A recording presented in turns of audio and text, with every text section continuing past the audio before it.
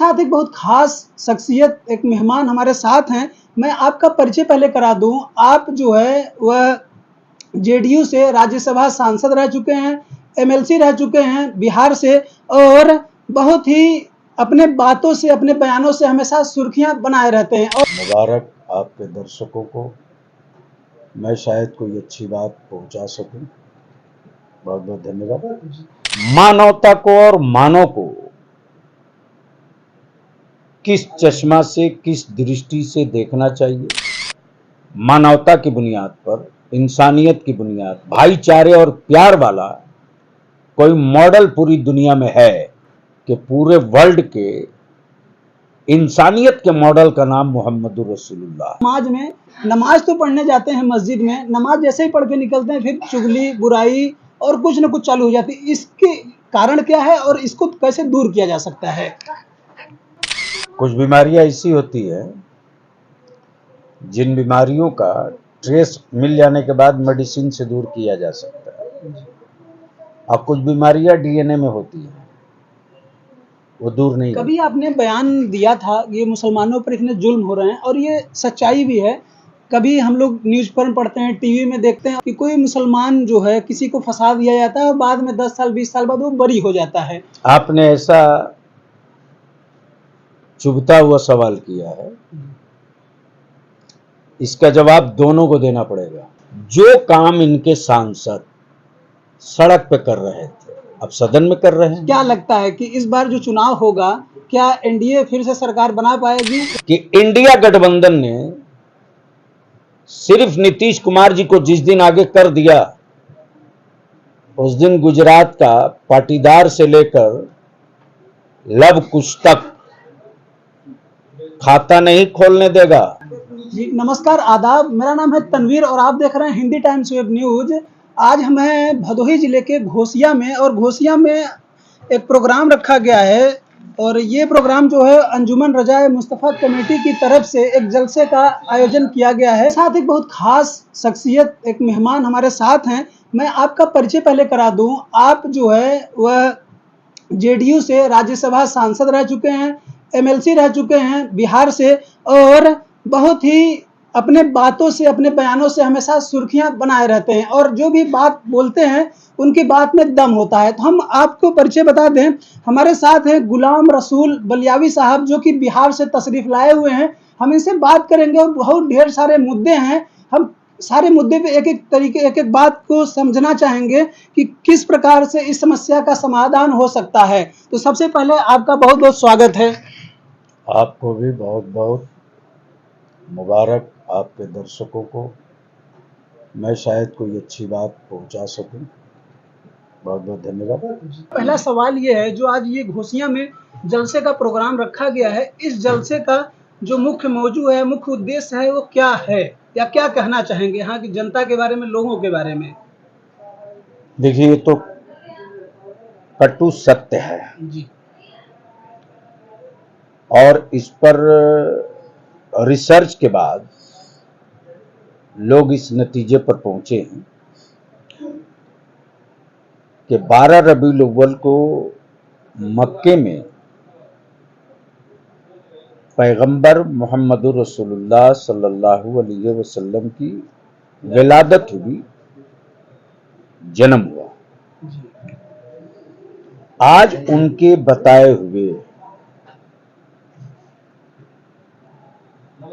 रास्ते पर और उनकी दी हुई नीति, सिद्धांत, सामाजिक सिद्धांत, आर्थिक सिद्धांत, मानवता को और मानव को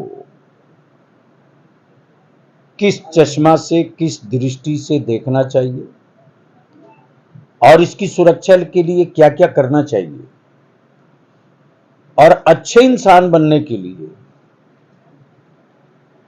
जो चीजें मेरे नबी ने दिया है, वो किसी यूनिवर्सिटी से नहीं निकला, किसी प्रोफेसर के दिमाग से नहीं निकला, और न ही किसी लेखक या साहित्यकार ने लिखा। इसका मतलब यह है कि धर्म चाहे जिसका जो हो, मजहब चाहे जिसका जो हो, पंथ समाज जिसका चाहे जो हो, मानवता की बुनियाद पर, इंसानियत की बुनियाद पर, पास पड़ोस, दोस्त दुश्मन के बीच अपनी एक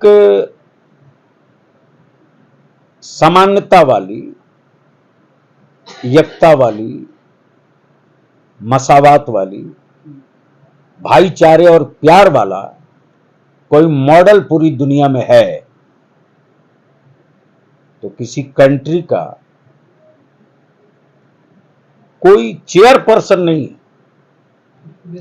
सब इस बात को मानते हैं कि पूरे वर्ल्ड के इंसानियत के मॉडल का नाम मोहम्मदुर रसूलुल्लाह है, मानवता के आबरू का नाम मोहम्मदुर रसूलुल्लाह है, इंसाफ और जस्टिस का मॉडल का नाम मोहम्मदुर रसूलुल्लाह है। तो आज पूरी दुनिया में 12 रबीउल अव्वल को उनके नाम पर महफिलें सजाई जाती हैं और जो उनके आशिक हैं, जो उनसे मोहब्बत करते हैं, जो उनकी उम्मत का वो तबका जो तबका अपना शफी मांगता, नूर मांगता, हुजूर मांगता, वो तबका अपने मकानों को भी सजाता है, अपनी सड़कों को भी सजाता है, गरीबों में खाना भी बांटता है, खुशियों का इजहार भी करता है और कहता है कि एहसान है उसी रसूल का कि कई खुदाओं के सामने झुकने वाली पेशानी आजाद हो गई, सिर्फ एक खुदा के सामने झुकती है। जी जरूर। जब मेरा एक सवाल ये है कि जो पूरा ये जो मुसलमान कौम, मुस्लिम कौम है और मुसलमान इस्लाम धर्म जो है सबसे अच्छा माना गया है, अभी आपने कहा, और भाईचारे का पैगाम दिया, एकता समानता सब पैगाम दिया, लेकिन जो अभी तो थोड़ा सा कम हुआ है, इंडिया में भी देखने को मिला है, पूरे मुल्क पूरी दुनिया में देखने को होता है कि कभी सुन्नी सिया से लड़ रहे हैं, कभी ये देवबंदी फलाने ऐसे से लड़ते रहते हैं। लेकिन अभी मैंने जो देखा, हम जो देखते हैं अपने समाज में, नमाज तो पढ़ने जाते हैं मस्जिद में, नमाज जैसे ही पढ़ के निकलते हैं फिर चुगली बुराई और कुछ न कुछ चालू हो जाती है। इसके कारण क्या है और इसको कैसे दूर किया जा सकता है? कुछ बीमारियां ऐसी होती है जिन बीमारियों का ट्रेस मिल जाने के बाद मेडिसिन से दूर किया जा सकता है, और कुछ बीमारियां डीएनए में होती हैं, वो दूर नहीं होती हैं। आपने जिन फिरकों का नाम लिया, ये कोई नए फिरके नहीं है, इतने फिरके होंगे इसकी भविष्यवाणी भी मेरे पैगंबर ने कर दिया है, तो अब उस पचड़े में पड़ने की जरूरत ही नहीं है। जो डिसाइडेड हो चुका है उस पर समय बर्बाद करने से तो कोई फायदा है नहीं। अब रहा ये कि पैगंबर नबी अकरम सल्लल्लाहु अलैहि वसल्लम ने जो कानून दिया है, तो किसी भी जगह का, किसी भी सेक्टर का, रिलीजियन का कानून बता दिया जाता है। अब एक छोटी सी मिसाल दूं, ट्रैफिक का कानून अलग है, क्राइम का कानून अलग है, सजा भी अलग है, मर्डर का सजा अलग है, कानून है। तो अब आप हमको बताइए, क्या दुनिया से मर्डर खत्म हो गया? नहीं। तो कानून खत्म कर देना चाहिए। नहीं, उसको सजा दिया जा रहा है। तो जो मेरे पैगंबर की या जो इस्लाम के कानून को आज फॉलो नहीं कर रहे हैं या नहीं मान रहे हैं, तो ठीक है, यहां नहीं मान रहे, मत माने, सजा तो निर्धारित है ना, वो तो होगी। तो ये बात तो उन लोगों को समझ में क्यों नहीं आती है, क्यों बुराइयां इतनी आम होती जा रही है? जिस तरह ये जानने के बाद भी कि हाफ मर्डर करेंगे तो इतनी सजा, फुल मर्डर करेंगे तो इतनी सजा, जी 302, 507, 5,000 जो भी ये तो लगा है जी। तो यहां तो कोर्ट कचहरी में लॉयर के झूठ सच से असल मुजरिम बच जाता है। वहां की अदालत में तो किसी वकील की जरूरत ही नहीं पड़ेगी ना। अब कभी आपने बयान दिया था ये मुसलमानों पर इतने जुल्म हो रहे हैं और ये सच्चाई भी है। कभी हम लोग न्यूज़ पर पढ़ते हैं, टीवी में देखते हैं और अपने आसपास समाज में देखते हैं कि कोई मुसलमान जो है किसी को फंसा दिया जाता है और बाद में 10 साल 20 साल बाद वो बरी हो जाता है। तो इसको आप कैसे देखते हैं या कैसे इसको बचाया जा सकता है कि इनके ऊपर ये जुल्म ज्यादती ना हो? देखिए, ये आपने ऐसा चुभता हुआ सवाल किया है, इसका जवाब दोनों को देना पड़ेगा। होल मुस्लिम कम्युनिटी को जवाब देना पड़ेगा।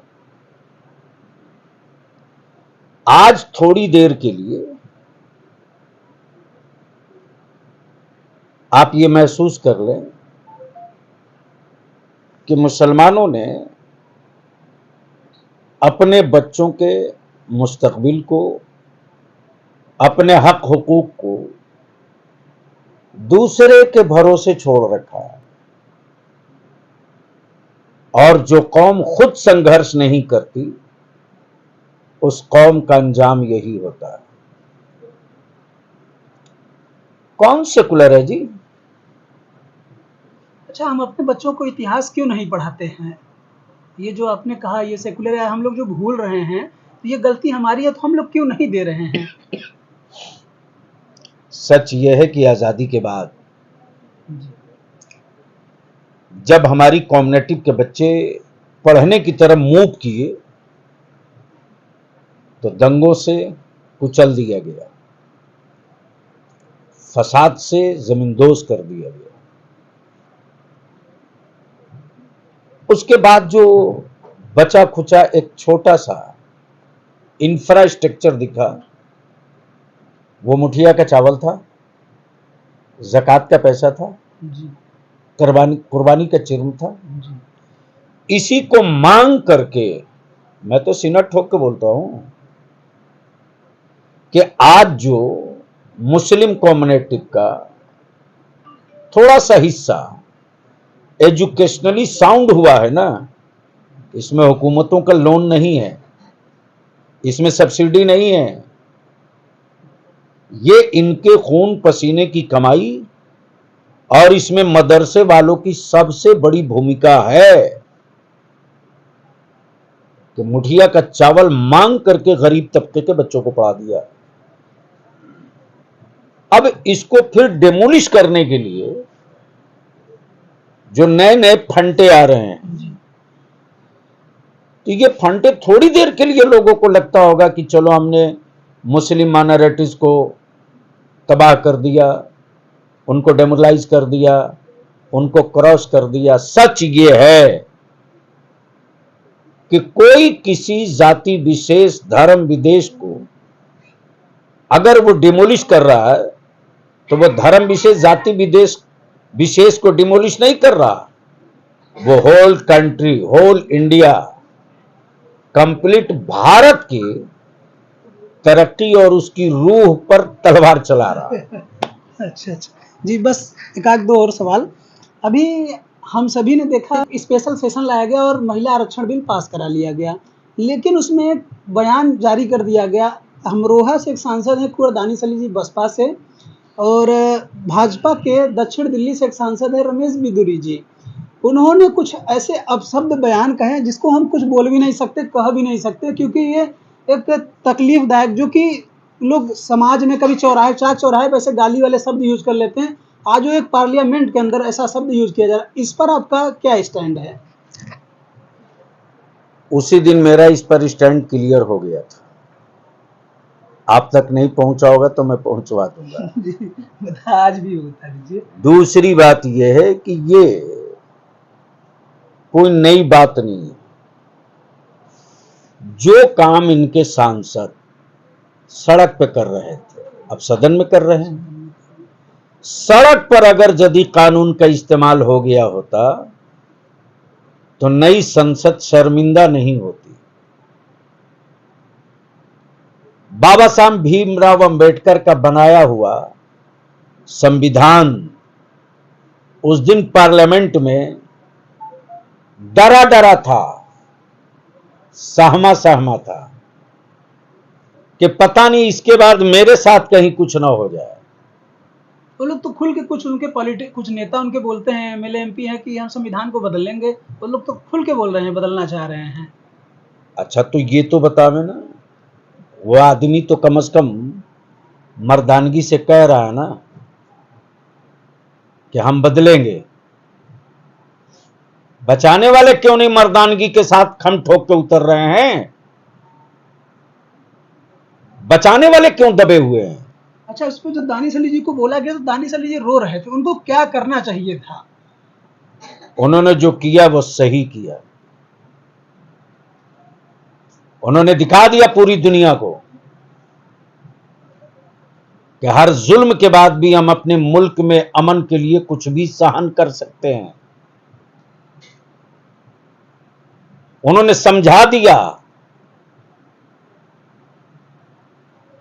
कि सैलाब बहुत जल्दी नालियों में आता है, समंदरों में नहीं आता है। तो जिस पार्टी का चरित्र, जिस पार्टी का एजेंडा, जिस पार्टी का उद्देश्य ही ओपन है, तो उस पर क्या बात करनी है? सही बात है। अच्छा, बस एक लास्ट आखिरी सवाल। अभी आप लोग इंडिया अलायंस के उसके अंतर्गत आप नीतीश कुमार जी, लालू प्रसाद जी और पूरे देश की लगभग 28 पार्टियां जो हैं इंडिया अलायंस में हैं, और जो एनडीए गठबंधन के पास 38 पार्टियां हैं। तो क्या लगता है कि इस बार जो चुनाव होगा, क्या एनडीए फिर से सरकार बना पाएगी या नहीं? कितना टफ लगता है ये मुकाबला? देखिए, सच पूछिए तो मुकाबला कहीं किसी का नहीं है और हर सीट पर है। मेरे नेता बिहार के मुख्यमंत्री श्री नीतीश कुमार जी ने पहली कोशिश की और सबको एक करने का उन्होंने प्रयास किया। लोग एक हुए भी, और जो मैं देख रहा हूं,